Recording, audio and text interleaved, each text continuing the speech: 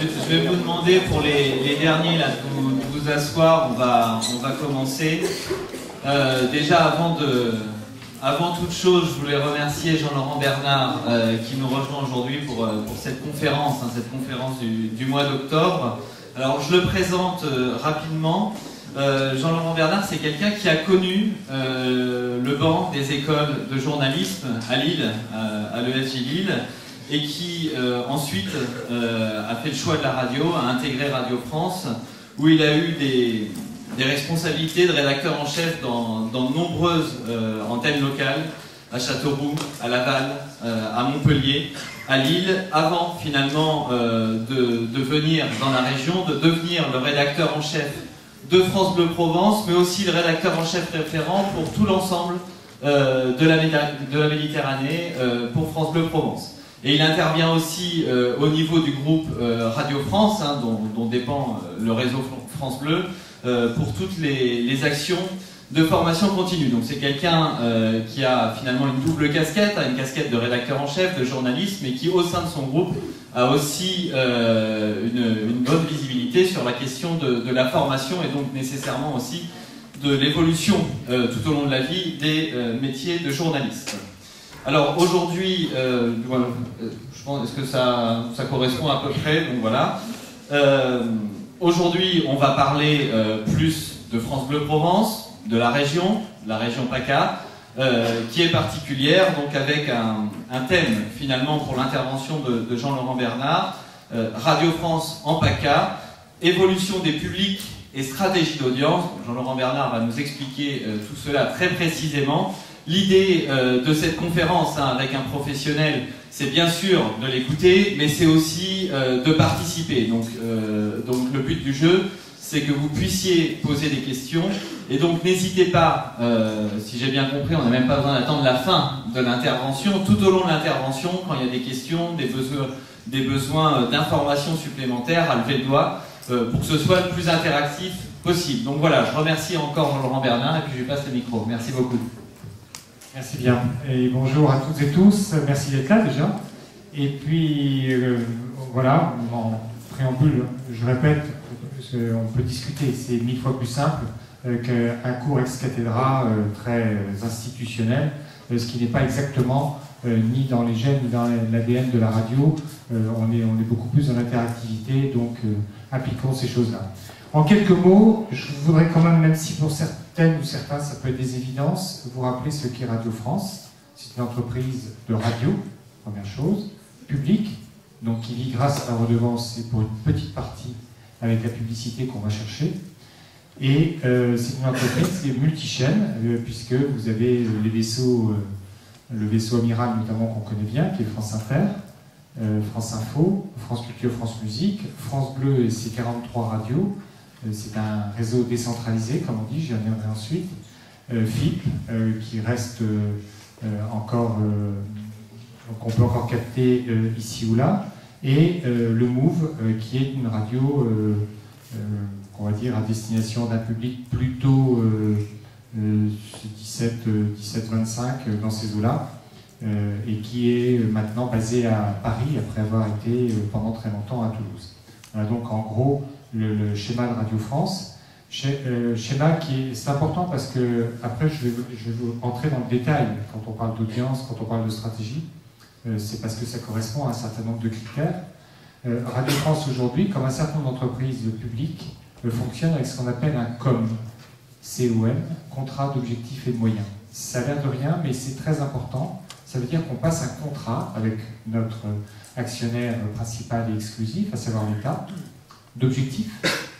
Donc on met tout de suite les pieds dans l'audience, de moyens. Ça veut dire quels moyens l'État, notre actionnaire, met en face pour garantir la réussite de ce COM.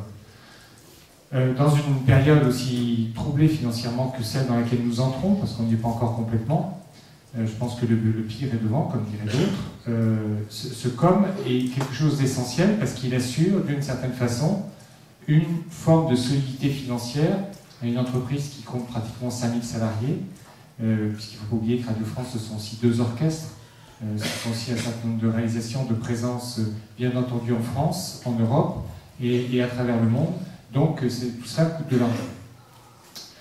À partir de là, quand on se retrouve dans une belle entreprise comme Radio France et qu'on est comme ça bordé par ce contrat d'objectifs et de moyens, on entre très tranquillement dans notre vie quotidienne qui est celle de faire de la radio.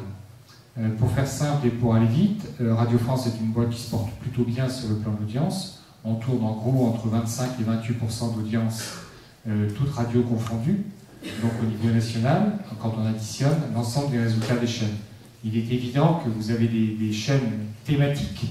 Je prendrai l'exemple le plus fort qui est France Culture, dont l'objectif n'est pas de faire de l'audience, au sens premier du mot, c'est-à-dire avec des résultats absolument nécessaires, mais qui est, dans la culture française, tout simplement, une radio de plein exercice, à qui on confie une mission publique, qui est celle de faire vivre la culture par le biais de la radio.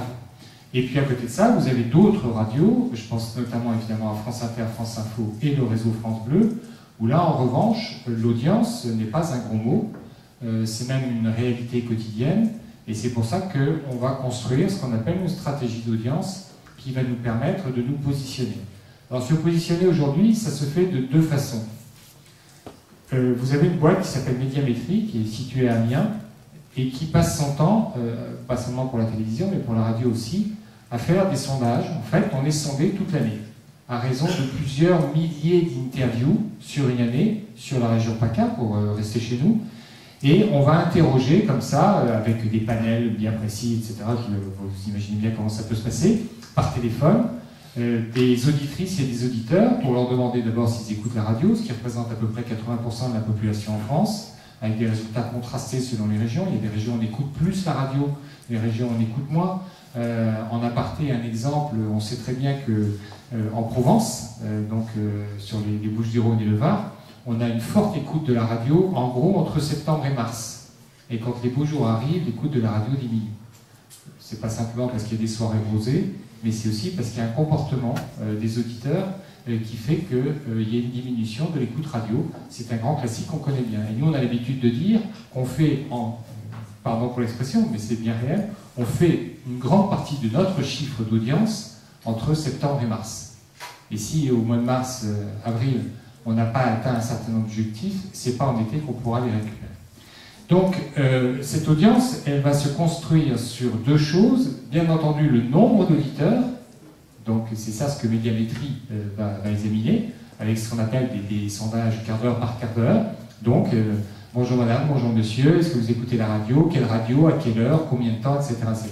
Et le combien de temps est très important, puisque nombre d'auditeurs et durée d'écoute, c'est avec ces deux facteurs-là qu'on va avoir à ce moment-là vraiment les résultats d'audience, et notamment la part d'audience d'une radio, ce qui est déterminant un petit peu moins pour Radio France que pour les autres, puisque c'est sur la part d'audience que se calculent les tarifs publicitaires. Et vous pensez bien que pour RTL ou RMC, c'est très important d'avoir un bon ratio entre le nombre d'auditeurs et la durée d'écoute. Pour vous donner, là encore, un exemple simple, les radios dites généralistes, dont fait partie France Bleu Provence, ce sont donc des radios sur lesquelles il y a de l'info, de la musique, des émissions, etc., donc qui sont généralistes, multipublics.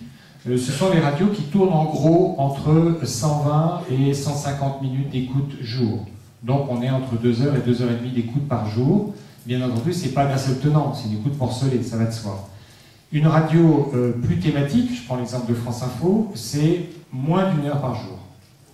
Parce que France Info est une radio sur laquelle on va tutorer, où la durée d'écoute va être infiniment plus courte, puisque c'est le fonctionnement même de France Info qui est de construire un système de répétition qui fait que n'importe quel auditeur entrant sur la radio, donc se branchant sur France Info, va pouvoir avoir son plein d'informations des dernières news pratiquement dans le quart d'heure. Alors, voilà un petit peu comment se situe le calcul qui va faire qu'on va peser plus ou moins bien. Une fois qu'on a ça bien en tête, c'est notre boulot, on connaît, on va entrer là maintenant dans le deuxième aspect qui est quelle stratégie pour quels auditeurs. Alors c'est tout con, hein, on s'emmerde pas, on prend une carte de l'INSEE, on prend des bouquins de l'INSEE et puis on regarde la sociologie. Et par exemple, c'est pas une surprise de découvrir qu'en Provence-Alpes-Côte d'Azur, je pense notamment à Nice, je pense pour une partie à Toulon. Ben, le 3e âge, le 4e âge commence à peser infiniment plus lourd qu'ils ne vont peser à Dunkerque ou à Lille. Donc on se dit à ce moment-là, il va falloir qu'au moment où on va concevoir notre produit, on ait bien ça dans la tête, c'est-à-dire qu'on va commencer à travailler en masse, et sans aucun état d'âme. Je vous dis très clairement que, en guise de provoque, que sur France Bleu Provence, les moins de 25 ans, je n'en ai rien à carrer. C'est le dernier de mes soucis. C'est pas du tout dans ma stratégie. En revanche, à chaque fois que je vais parler des étudiants, que je vais parler de la vie étudiante sous toutes ses facettes, etc., je vais en parler en m'adressant aux parents. Mais certainement pas aux étudiants qui, de toute façon, ne sont, un, pas dans ma cible, deux, ne l'écoutent pas, puisque le produit que je leur propose ne correspond pas du tout ni à ce qu'ils attendent de la radio, ni évidemment à leurs habitudes d'écoute. Et donc, on va construire comme ça. Après, il y a une chose qui est très simple, c'est la répartition des sexes sur une audience radio. On va par exemple dire, on le sait, même si ça a tendance à changer un peu, on ne parle que de radio, que les femmes sont infiniment plus fidèles que les hommes. Et à partir du moment où on a un auditoire féminisé, ce qui est le cas de France Bleu Provence, on est dans un rapport qui oscille entre 55 et 60% de femmes, on est sur une base plus solide qu'une radio comme RMC qui est aujourd'hui pratiquement à 70% d'hommes. Avec une capacité pour les hommes, la zapette, c'est pas une invention. Ce sont des choses sur lesquelles on a fait des études. On sait parfaitement que l'homme est beaucoup plus impatient dans sa capacité à écouter que la femme, qui éventuellement se mettra en apnée, donc elle va laisser la radio en fond sonore et ne pas écouter, alors que l'homme aura tendance à changer. Pour faire ce que les uns et les autres pouvaient vivre lorsque vous êtes avec un ou des mecs dans une voiture en train d'écouter la radio. C'est parfois juste hallucinant. Mais voilà, c'est une réalité aussi. Là aussi, autre aparté, mais tout ça va se construire petit à petit au fil de la discussion. La radio, la réalité basique de la radio, notamment quand vous êtes en voiture, c'est que vous n'aimez pas Francis Cabrel, pour des raisons parfaitement légitimes, vous entendez les 3 premières notes du dernier titre de Cabrel, vous vous cassez. Voilà.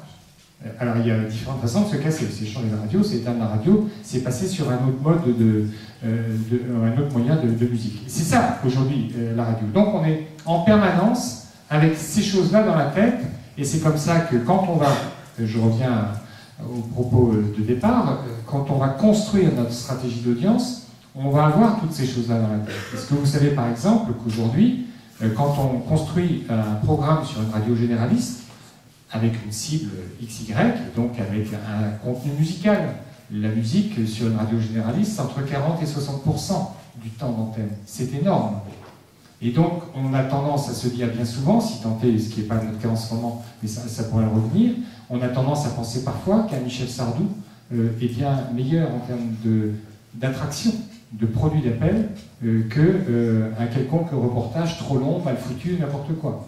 Que la durée des journaux, elle ne se fait pas comme ça en claquant des doigts, en se disant, bah tiens, finalement, allez, le journal de midi, là, on va faire 10 minutes, et puis demain on fera 5, et puis après-demain on fera 14. C'est juste impensable.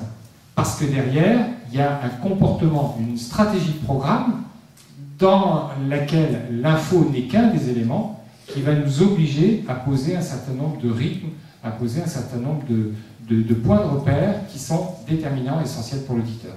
Il y avait une question, oui.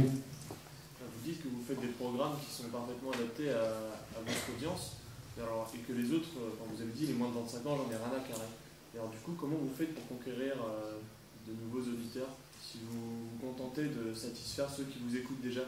Non, si on les satisfaisait, ce serait génial, parce qu'on ferait des cartons d'audience monstrueux.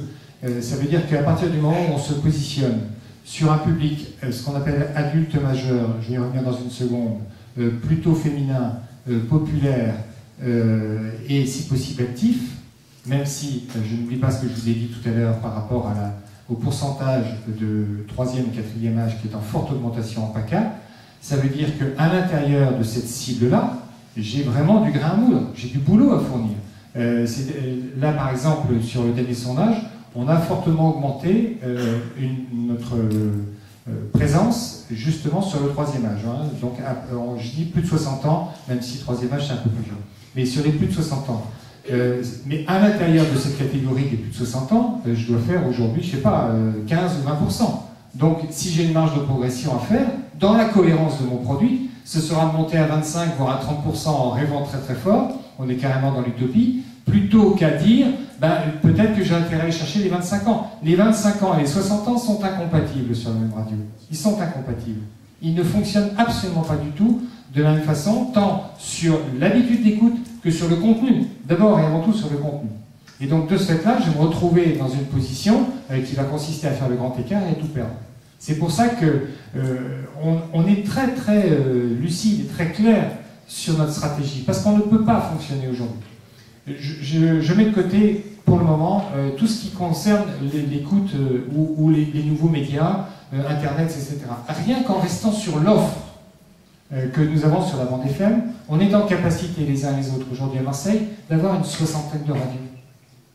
C'est impossible d'être attrape-tout. Impossible. Moi je suis fondu de jazz, j'ai ma radio. Je suis fondu de rap, j'ai ma radio, etc., etc. Donc à partir de ce moment-là, imaginez qu'une même radio puisse tout capter, c'est juste impensable.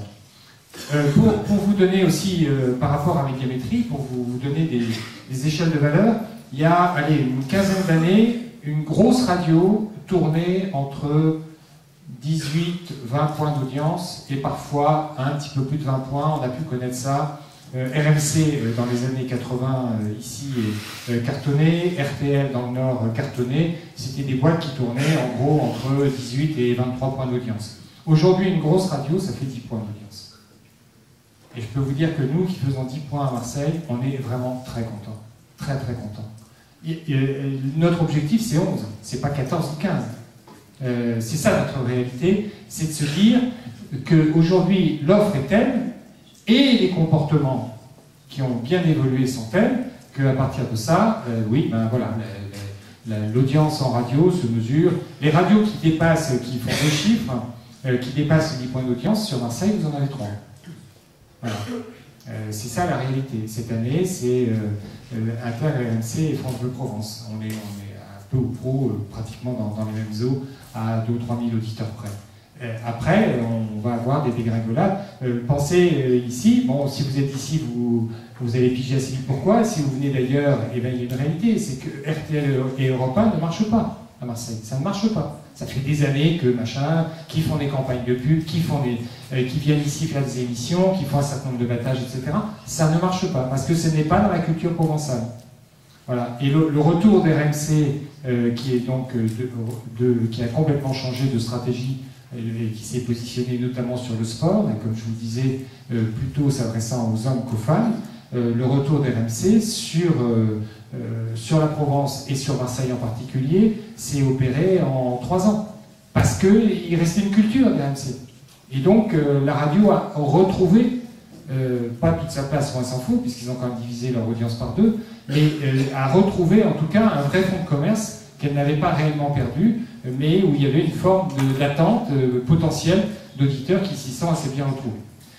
Donc, une fois qu'on a fait nos études, nos calculs, nos machins, etc., qu'on se dit très bien, on va positionner, oui, pardon.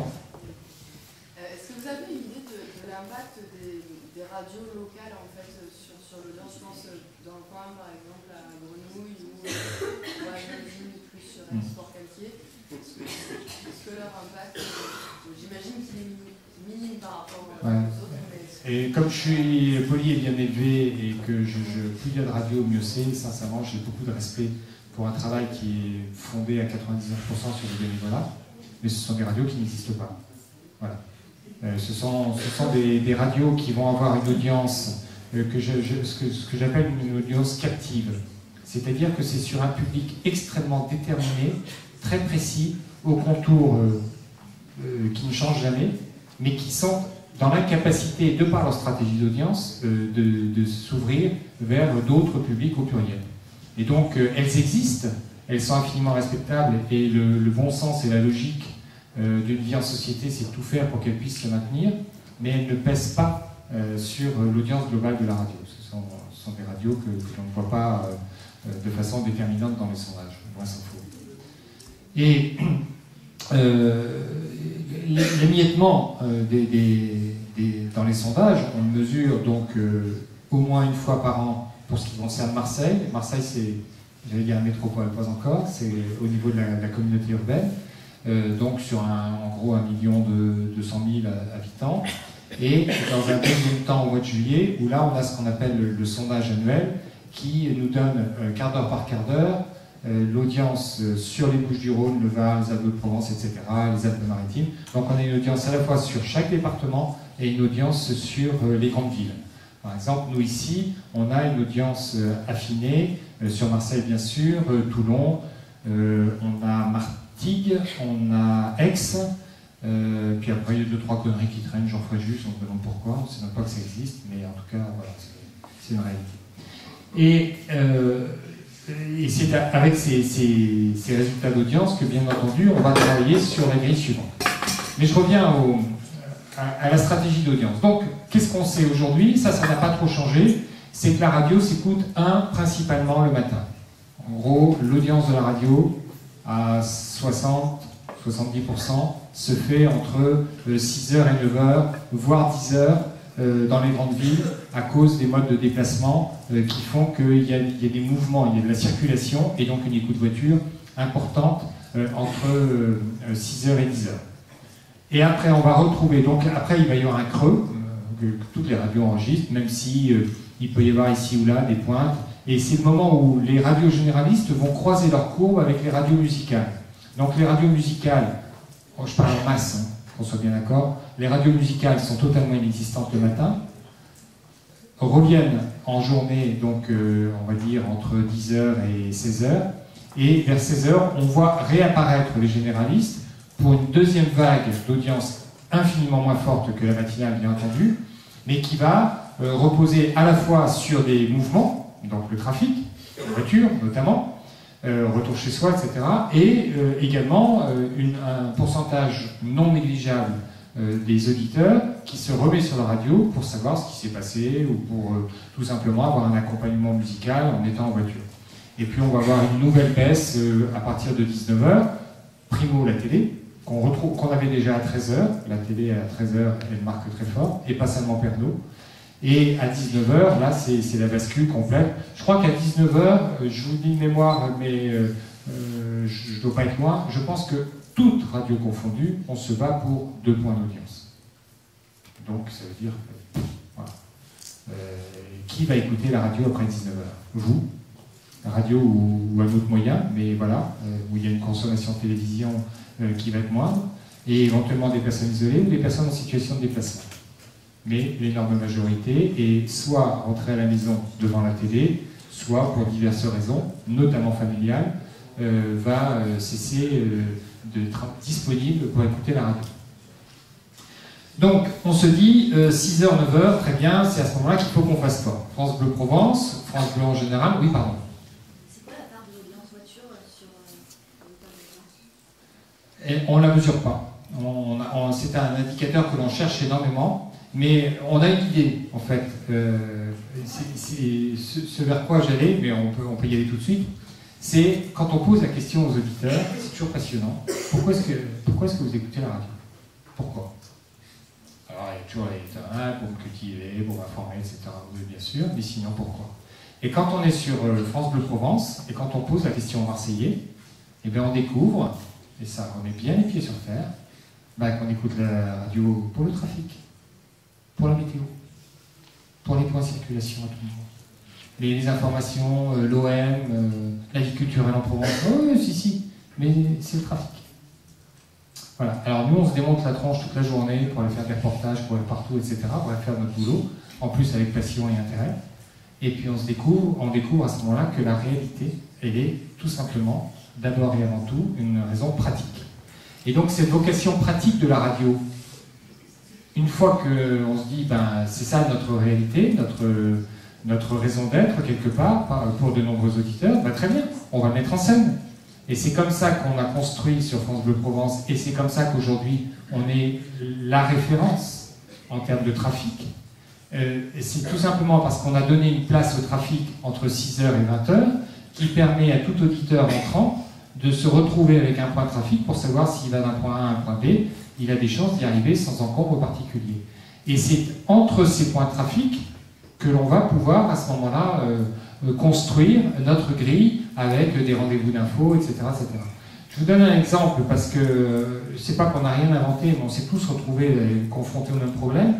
À Shanghai, dans la radio publique, alors eux, ils ne boxent pas exactement dans la catégorie que nous, ou plutôt c'est nous qui les regardons faire, ils sont sur des bassins d'audience radio qui sont entre 12 et 14 millions sur Shanghai.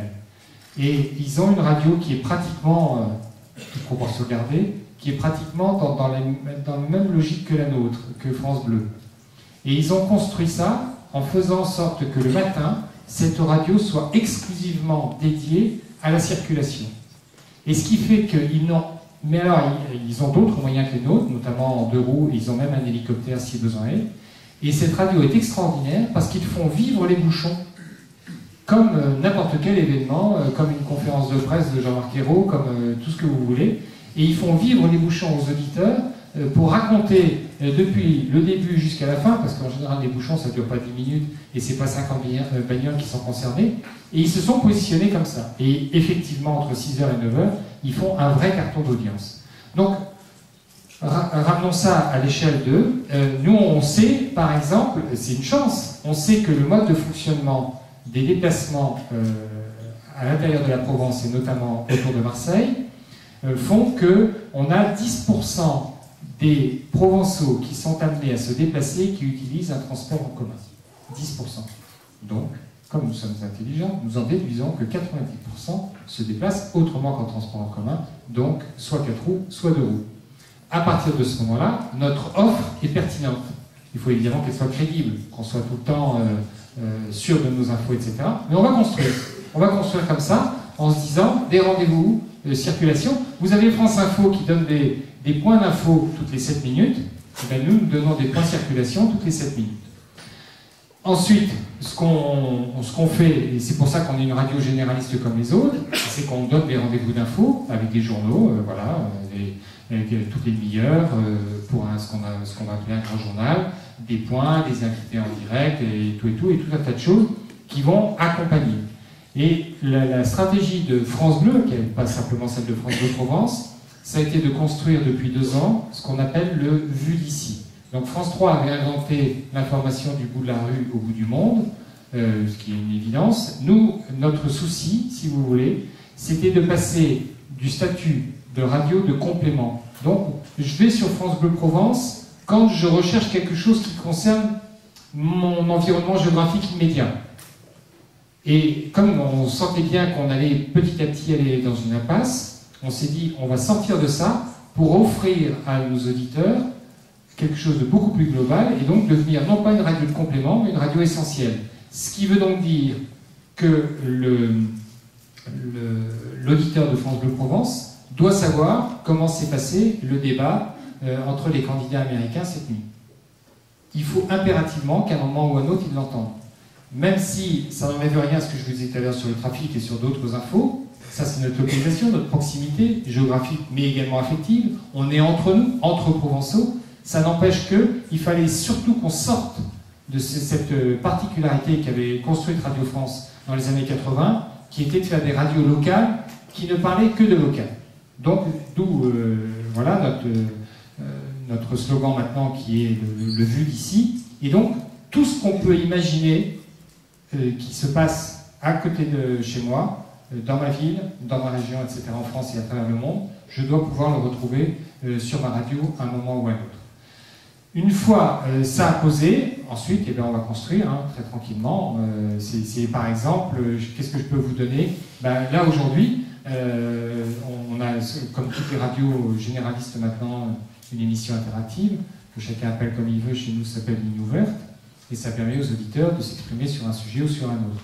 On était sur les retraites et sur le ponctionnement qui va être fait par le gouvernement l'année prochaine et en 2014, à la fois pour renflouer la sécurité sociale et également le budget de dépendance des personnes âgées.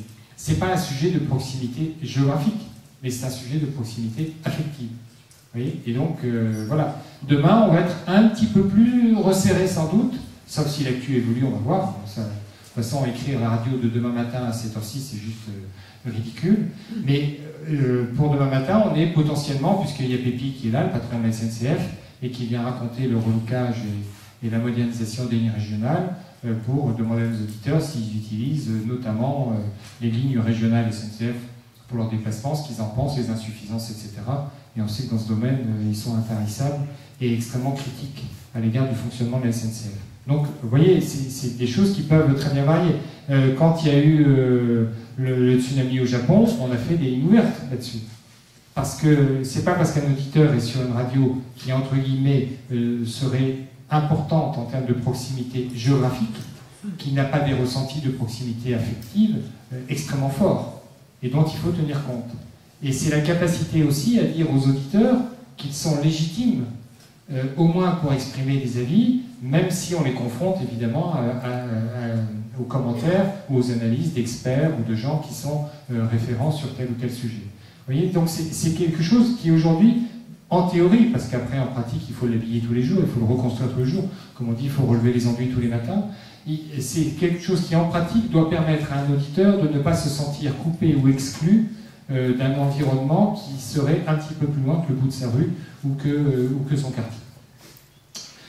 Ensuite, qu'est-ce que je peux vous dire d'autre sur la stratégie d'audience en PACA? Donc je vous ai dit, RMC est revenu en force. En plus de ça, RMC a parfaitement joué le coup, d'une part, sur deux choses qui sont très très importantes, notamment à Marseille, mais beaucoup plus globalement en Provence. Primo, l'OM. Donc ça veut dire tout ce qui est sport. L'OM reste un vecteur très très fort, quels que soient les médias.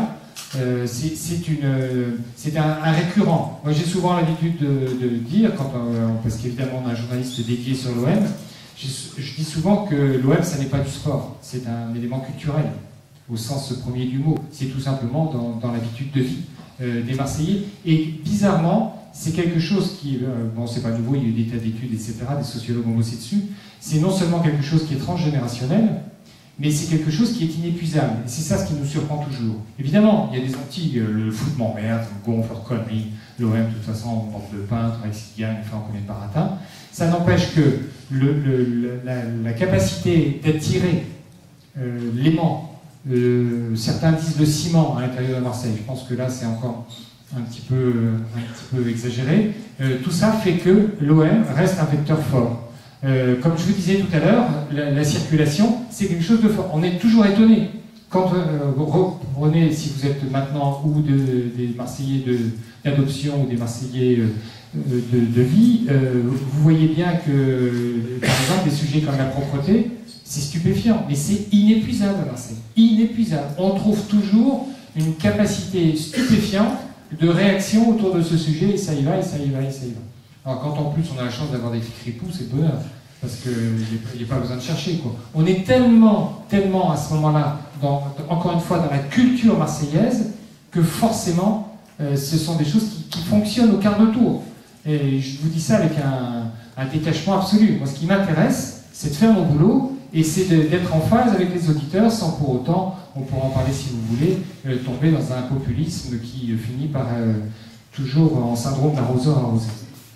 Et donc on a comme ça ces points de repère qui nous permettent d'être en permanence sur à la fois ce qui fait la vie quotidienne des auditeurs, mais en même temps sur ces choses qui, à un moment ou à un autre, font que Marseille, on peut l'espérer, va évoluer, etc. Donc, je vous disais, RMC 1, le sport, 2, la tchatch. Voilà, c'est sur ces deux aspects-là qu'RMC a bien pigé. Alors ça correspond mieux à l'esprit marseillais, pour faire simple, qu'à Strasbourg ou qu'à Nantes. Ça n'empêche que quelque part, on a des points de repère. RMC commence à décoller en région parisienne, a plus de mal dans l'ouest et dans l'est, dans le nord est quasiment inexistant, mais il y a une espèce de grand sud, qu'on dirait en dessous de Brest-Strasbourg, où il y a un pourcentage d'auditeurs de plus en plus remarquable qui est intéressé à ça. Autre radio qui fonctionne bien en Provence, France Inter, donc chic pour la maison, et France Inter a cartonné cette année. Alors on s'est posé la question, pourquoi est-ce que France Inter a brutalement, qui était déjà une qui est une radio solide et qui a un bon fond d'audience, qui est largement au-dessus des 10 points d'audience un peu partout, qui marche bien sur Marseille. On s'est dit, mais pourquoi est-ce que France Inter a aussi bien fonctionné? Et en fait, l'auditoire de France Inter, bon, vous savez comment se sont positionnées les choses avec le temps, qualifiera de plus CSP+, que ouvrier ou employé. Voilà, c'est aussi une stratégie d'audience. Et on n'a pas découvert, parce que tout ça a été parfaitement délibéré, que France Inter, en fait, a été en phase, pendant les 2 campagnes présidentielles et législatives, avec un pourcentage important, donc non nul, de l'opinion publique qui appelait au changement. Donc France Inter, à plusieurs reprises, cette dernière année, a été cataloguée et étiquetée une fois de plus de gauche, sauf que c'était en phase avec une évolution qui a donné les résultats électoraux que l'on sait. Et du coup, cette forte augmentation d'audience s'explique aussi, tout simplement, par une adhésion citoyenne, une adhésion d'électeurs à ce qui semblait être porté par France Inter. Je ne peux pas vous dire autre chose que moi j'ai jamais eu l'impression que France Inter fasse du militantisme, etc. Mais il y a eu des moments où, effectivement, se sont exprimés sur France Inter, par le biais d'un certain nombre de chroniques, d'intervenants, etc., des critiques fortes à l'égard de Sarkozy et de la politique menée par Sarkozy. Et ça a fonctionné. Ça pose des questions, hein. Vous n'êtes pas là par hasard, vous savez très bien j'allais dire, réflexion vous allez devoir petit à petit mener en termes de déontologie, en termes d'éthique, en termes de nécessaire équilibre, etc. Bon, c'est presque un autre sujet, mais c'est quand même une réalité. Mais on pourrait penser à ça. Je pense qu'RMC, dans certains de ses comportements, n'est pas loin, et ils n'ont aucun état d'âme là-dessus. On l'assume.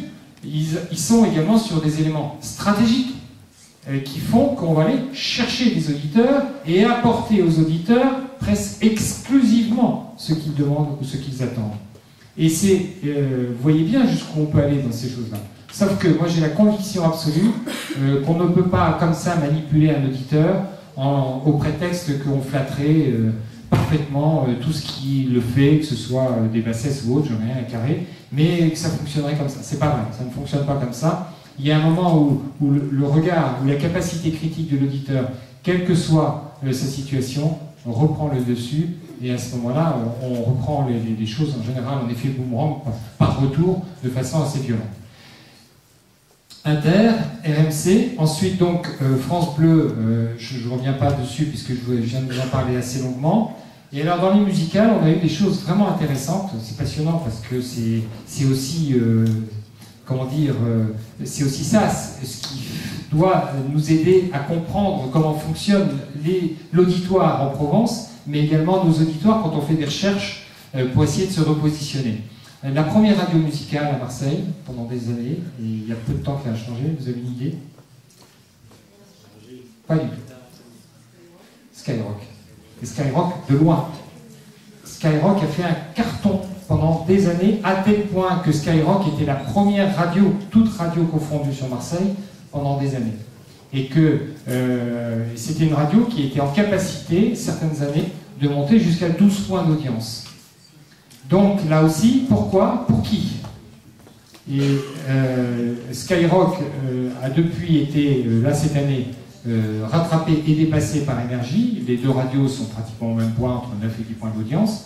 Mais là aussi, il y a des mouvements qui sont liés bien entendu à une programmation musicale forte, qui sont bien entendu liés à une rythmique radio importante, mais qui sont liés aussi à des évolutions. Vous savez, oui, tout de suite, une des radios les plus intéressantes que je connaisse sur le plan de la stratégie, mais surtout de l'auditoire, c'est Énergie. Cette radio a quand même eu la faculté extraordinaire, au moment où elle s'est lancée dans les années 80, de vieillir avec son public. Et c'est pour ça qu'Énergie s'est retrouvée première radio, parce qu'avec un public très large. J'ai envie de dire, on n'a pas de honte à écouter Énergie quand on a 25 ou 50 ans. Parce qu'il y a des points de repère, parce qu'il peut y avoir de la culture ou n'importe quoi. Ça ne veut pas dire que ce soit le cas en masse. Hein. Mais c'est une radio qui était en capacité d'entraîner une partie de son auditoire qui, au fil des ans, prenait de l'âge. C'est une lapalissade. Dans le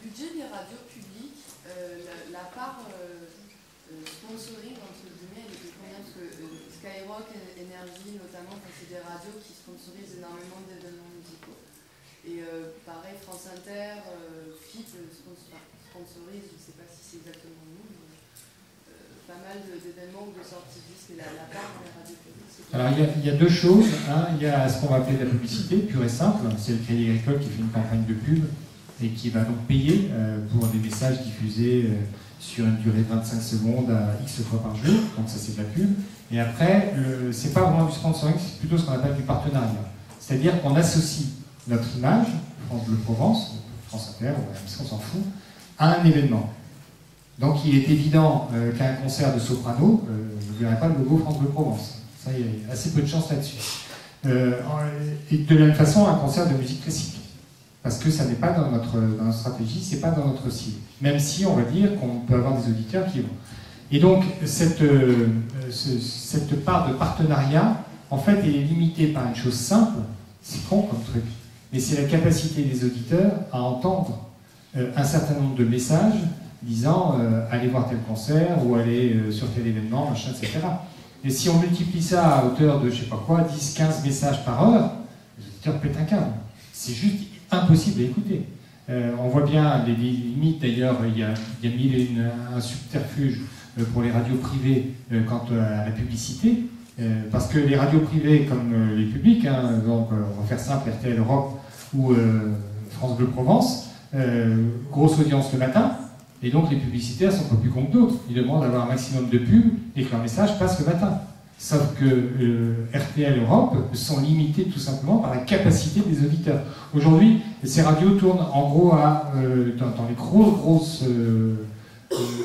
heures, donc en matinale et dans les moments très forts, par exemple avant Noël ou autre, peuvent aller jusqu'à 12 minutes par heure.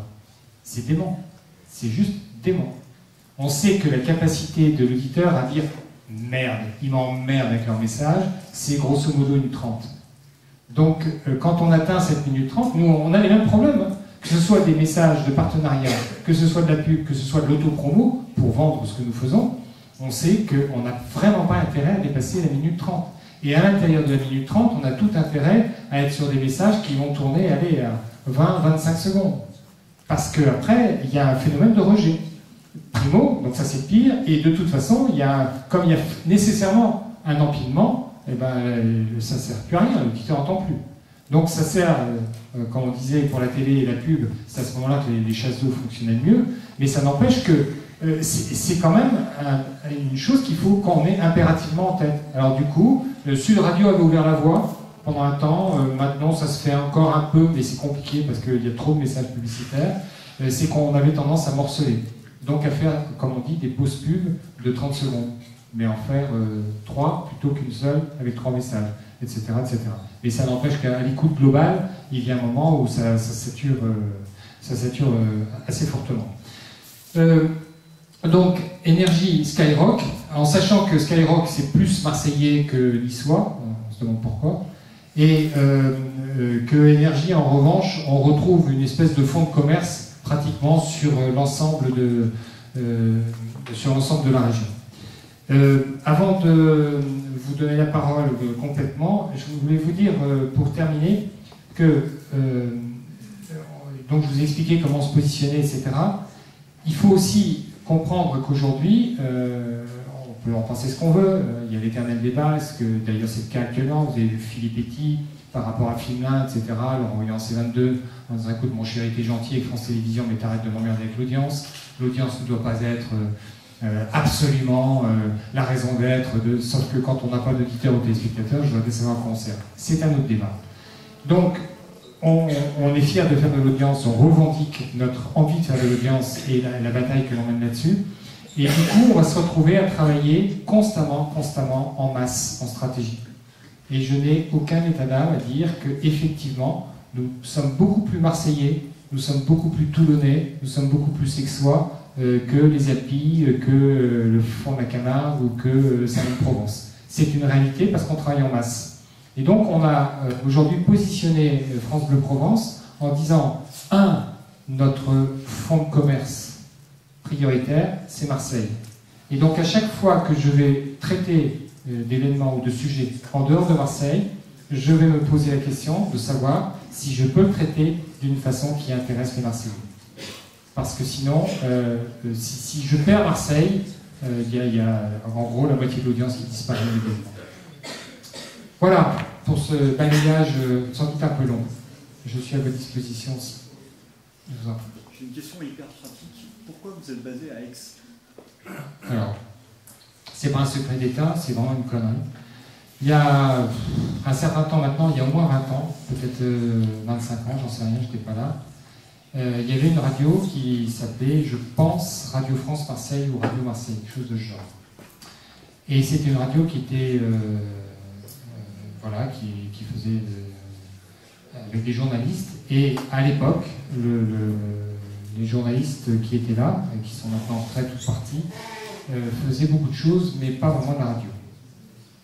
Donc, ils occupaient un poste payé par Radio France, mais ils faisaient des activités, d'imprimerie, tas de choses, ils faisaient des ménages, enfin bref. Et ça a fini, bon, sur Marseille, ça a fini par remonter aux oreilles du PDG, que ça a bien gonflé, qui est intervenu là-dedans en disant on ne peut pas continuer comme ça, c'est n'importe quoi, c'est intolérable, le service public, enfin le baratin habituel, et qui a dit ras-le-bol, on ferme.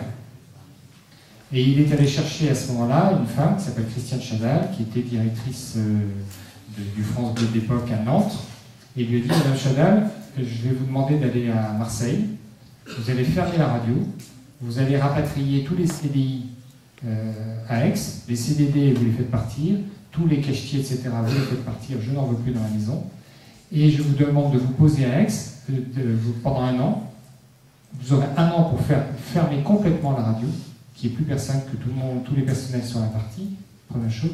Et deuxième chose, je vous interdis, 1, de parler de Marseille, 2, de parler de l'OM.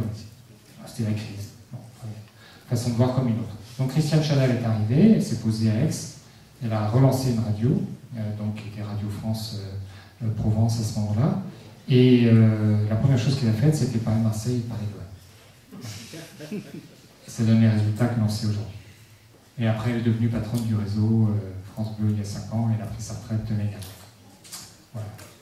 Donc on est à Aix, on râle, parce qu'on est tous fans de Marseille, parce que la vraie vie est à Marseille, mais voilà, après c'est des logiques budgétaires. Il y a eu des investissements faits dans les locaux, on est une boîte comme une autre, on ne peut pas se permettre de dire demain matin, il y a je ne sais pas quoi, 800 000 euros d'investis, pas 800 000, c'était 800 000 francs à l'époque, donc on va dire il y a 1 million d'euros investis dans des locaux, dans des travaux, etc. Et on ferme tout au prétexte de revenir à Marseille. Puis c'est vrai qu'aujourd'hui, quand même, les moyens de communication font que... Oui. Comment vous définissez votre mission de service public? Vous dites qu'on faut tenter de répondre au maximum aux envies des gens, notamment l'infotrafic, mais est-ce que c'est vraiment ça la mission publique de Radio France? Et c'est quoi la mission publique de Radio France? Moi non plus, je ne sais pas. Je ne suis pas sûr qu'RTL fasse moins de services publics que France Bleu Provence. Je ne suis pas sûr que TF1 fasse moins de services publics que France 2. Parce que qu'est-ce qu'on met derrière le mot service public? Qu'est-ce qu'on met Alors, on est sur des connotations, en plus de ça, qui sont assez souvent péjoratives. C'est pas critique, hein, ma réponse, moi s'en faut, parce qu'en fait, c'est une question. Il y a au moins quelque chose dans la question qui est parfaitement légitime, c'est à partir du moment où nous sommes payés avec de l'argent public, qu'est-ce que ça signifie? Voilà. Où sont nos devoirs, où sont nos droits? Nos devoirs principaux, notre devoir principal, pardon, c'est à mon sens, la première des premières choses, c'est que nous avons l'interdiction, et c'est vraiment quelque chose qui est assez fort, de gaspiller de l'argent qui ne nous appartient pas. Ce n'est pas de l'argent qui vient du privé. Donc on est extrêmement vigilant là-dessus. Après on pense à ce qu'on voudra, mais dans ce domaine, moi j'ai vraiment une fierté assez forte de dire c'est pas de l'argent mal utilisé, volé, perdu. Et deuxième chose, mais ça je ne suis pas sûr que Jean-Luc Hess tiendrait exactement ce discours-là, le PDG de Radio France. Moi j'ai la conviction aussi que cet argent, puisqu'il est public, puisqu'il nous est donné, etc., il doit quelque part être rentabilisé. C'est pas malsain de faire ça. Ça veut dire donc de faire de l'audience. c'est de l'argent bien utilisé parce qu'il permet à un pourcentage non nul, voire même important, d'auditeurs de se retrouver sur un radio. La troisième chose, après, bon, là c'est en aparté, et je ne veux vraiment pas éluder la question, c'est que du fait de service public, on a un certain nombre de conventions avec des établissements publics, et notamment avec l'État via la préfecture, qui font qu'on serait radio-référente en cas de catastrophe, etc., pour un certain nombre d'éléments. Enfin bon, voilà. Après, on n'a plus trop aujourd'hui d'auditeurs qui vont appeler en disant vraiment vous êtes des seuls gauchistes, vous êtes des réactionnaires, bande de fachos, etc. Sous-entendu, comme vous êtes service public, vous devez être neutre, etc. Parce que, là encore, on fonctionne, me semble-t-il, sur des schémas qui sont un peu dépassés aujourd'hui quant au comportement et aux attentes des auditeurs et des spectateurs, bref, des citoyens. C'est que on sait bien que la vie, c'est pas, vous allez le faire demain, vous le faites déjà, de partir en reportage.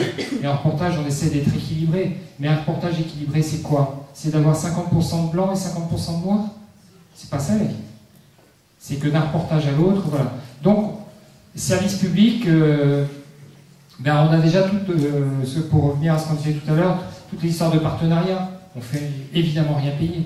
Là où sur d'autres radios, éventuellement, il peut y avoir quelques euros ou centaines ou milliers d'euros demandés pour une action de partenariat. Voilà, c'est peut-être ça. Mais ensuite, non, j'ai pas vraiment de réponse. On en parle encore régulièrement, mais j'ai envie de dire de moins en moins. Même si on sait très bien où on est. À Radio France et pas ailleurs. Oui. De fait, pour enchaîner, est-ce qu'il n'y a pas une sorte d'appauvrissement intellectuel, vu que le but du jeu, c'est d'aller chercher de l'auditeur, donc ce qu'il aime, et vous nous avez expliqué qu'il y avait vraiment un côté pratique, c'est-à-dire il a besoin d'informations sur le trafic, et des choses comme ça. Du coup, adapter ces émissions pour récupérer un maximum d'auditeurs qui se comprend, parce que ça finance un peu la pub, et on va vers l'autofinancement de plus en plus du service public. Du coup, est-ce qu'il n'y a pas un appauvrissement ou voilà. Oui, il faut quand même remettre les choses, je vais répondre, il faut remettre les choses dans la réalité.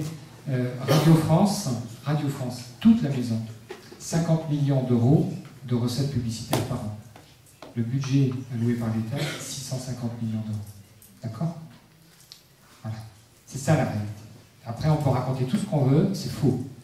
Je ne dis pas que Radio France peut se passer de la publicité demain, c'est pas vrai, parce que ces 50 millions d'euros, c'est pas rien. Surtout, encore une fois, dans une période de disette et même de diminution budgétaire pour 2013. Mais voilà, la réalité, elle est quand même que c'est la redevance qui, à 90, je sais pas combien, fait vivre Radio France. Bon. Ensuite, je ne peux pas répondre autrement que par de la provocation. Il y a des auditeurs intelligents et des auditeurs cons. Alors les auditeurs de RMC sont tous des cons? Les auditeurs de Skyrock sont tous des cons? Je dirais jamais sur ce terrain. Jamais.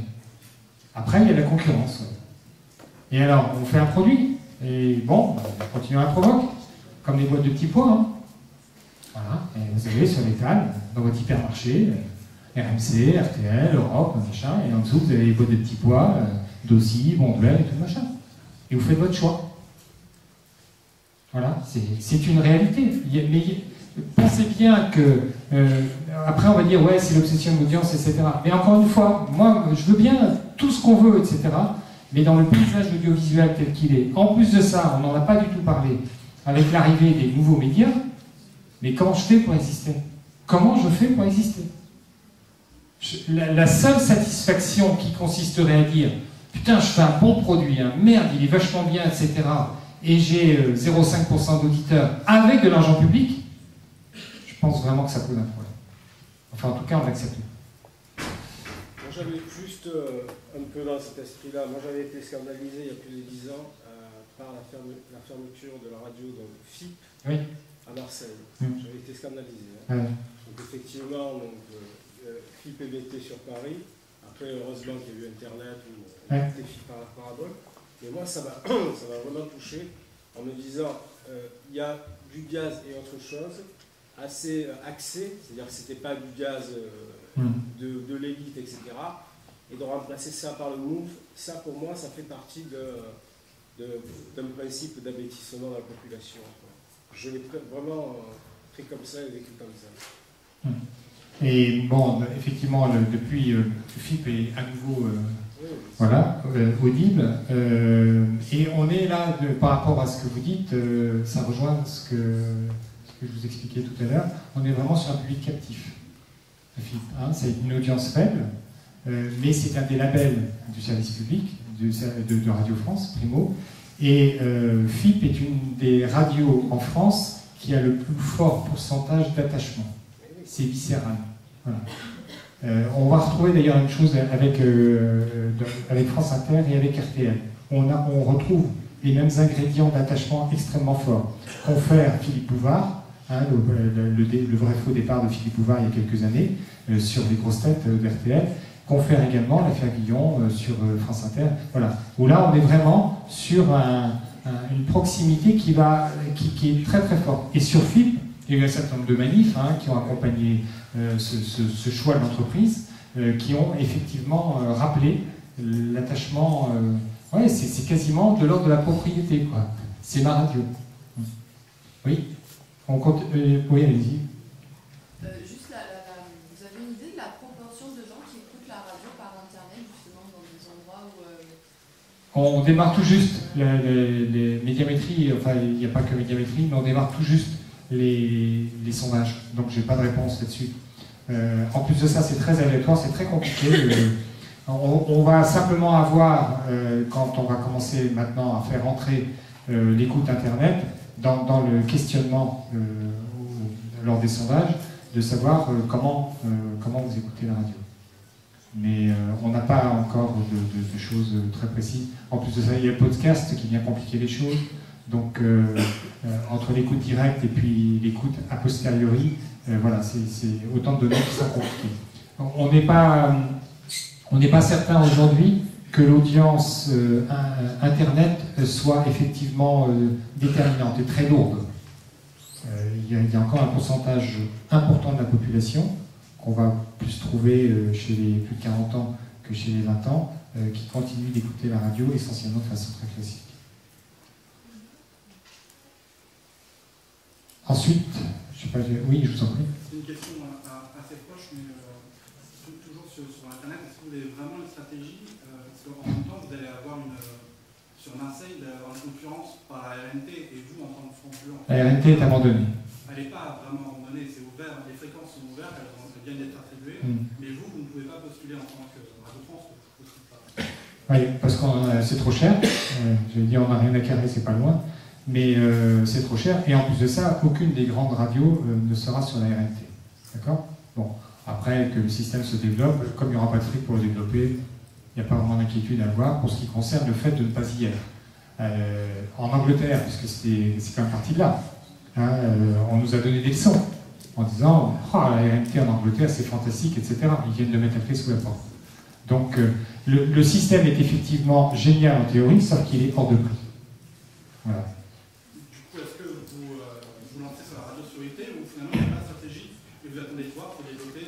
Alors, et bien entendu, on existe sur Internet. On est en train de, par exemple, refaire complètement le site de France Bleu qui va sortir dans un petit mois.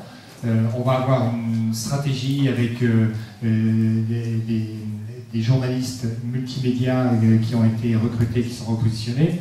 On a une consoeur qui vient d'arriver, par exemple, sur la région Méditerranée. Donc, on a une stratégie.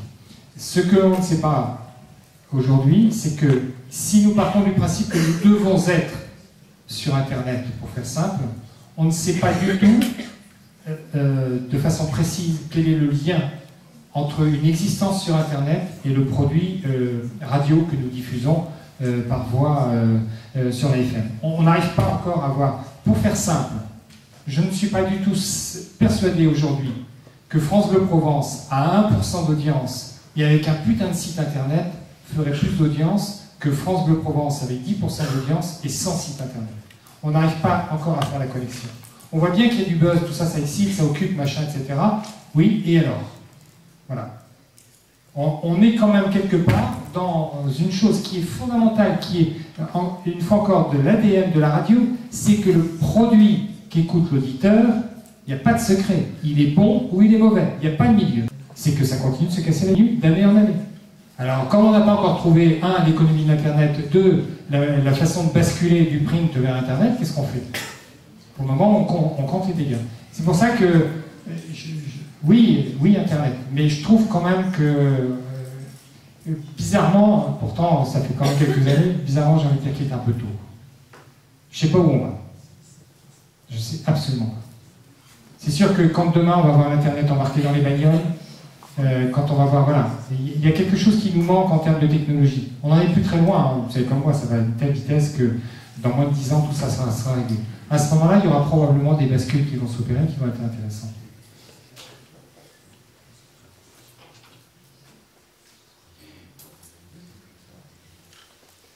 Oui.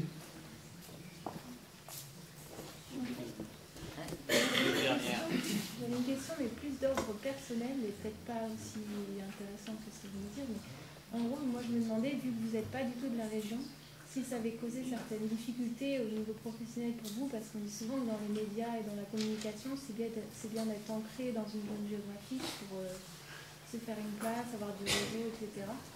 Et d'après ce que j'ai pu entendre, vous avez quand même beaucoup bougé, et je voudrais savoir si ça pose des problèmes ou pas. Non, parce que notre raison d'être professionnelle, c'est d'aller vers des gens qui sont d'ici. Que nous soyons d'ici ou pas. Là où il y aurait, j'ai un peu envie de retourner votre propos, c'est que j'aurais un souci si je voulais parler aux Marseillais en interrogeant des Lillois ou des Nantais. Et à partir du moment où moi j'arrive, je fais mon boulot de journaliste, donc je débarque en curieux, en regardant, en écoutant, en voyant comment ça se passe. Et à partir de ce moment-là, un reportage qui soit fait ici ou qui soit fait au bout du monde, les ingrédients journalistiques ne changent pas. Simplement, ce qui est important pour moi, c'est que ce que je vais diffuser, donc les gens que je vais interroger, les reportages que je vais faire, etc., soient légitimes et crédibles auprès des auditeurs qui, eux, sont d'ici. Et c'est vrai que c'est une chose à laquelle on fait toujours très attention quand on arrive, quand on est nommé dans une région ou une ville qu'on ne connaît pas, pour faire simple, c'est que tout ce qu'on va pouvoir ramener et diffuser sur l'antenne soit quelque part, allez, j'emploie le mot, mais c'est pas heureusement aussi fort que ça, vérifié par des consoeurs et des confrères du cru qui, eux, connaissent parfaitement, à la virgule près, ce qui est juste de ce qui est trop pièces rapportées, et ça s'entend. Bon, ici on n'a pas trop le cas, mais aller dans l'Est ou même dans le Nord, la prononciation en Bretagne c'est terrible, la prononciation des noms de villages, c'est infernal. Et c'est souvent d'ailleurs là-dessus que des nouveaux, entre guillemets, journalistes donc, qui débarquent là, se font ramasser à un moment ou à un autre par des auditeurs qui sont là et qui disent attendez, apprenez d'abord les prononciations.